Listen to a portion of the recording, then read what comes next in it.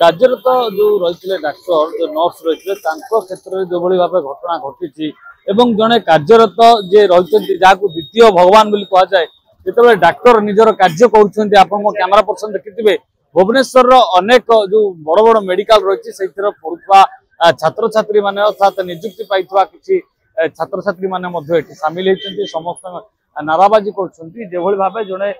doctor को एभली दुष्कर्म करने पर हत्या करवा घटनार जस्टिस मिलू बा न्याय मिलवा सहित जे दोषी रही से उपयुक्त दंड मिलू बोली ये कथा कहुच्छे आप देखिपे सीधा सड़क भाव एम्स भुवनेश्वर जो मैंने आम सीधा सड़क कथा मैडम केमी देखुं जड़े कार्यरत डाक्टर को एभली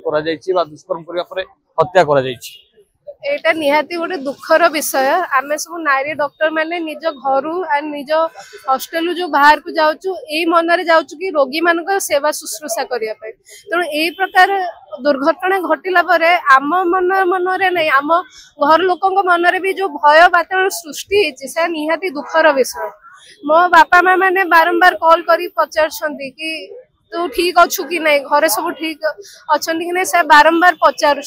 दुर्घटना पर तो निहाती एटा देखा कि आम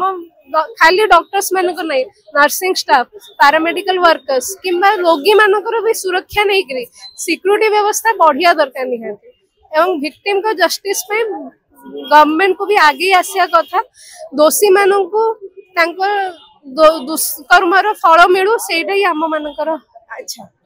जिते रोगी को सेवा करने जीवन बचाई आगभर आसना कोटी एभली घटना घटी मैडम केमी देखुचे घटना को जड़े कार्यरत डाक्टर को एभली दुष्कर्म करने हत्या कर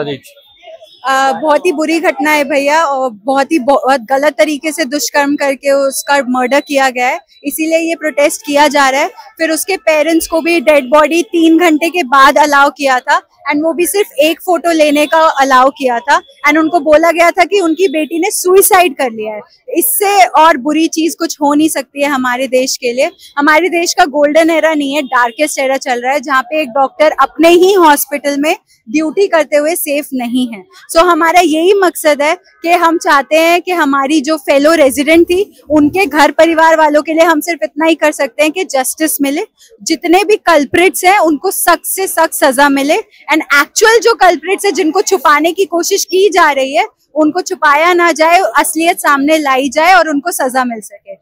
देखुले जो अपराधी मान रही से धरवा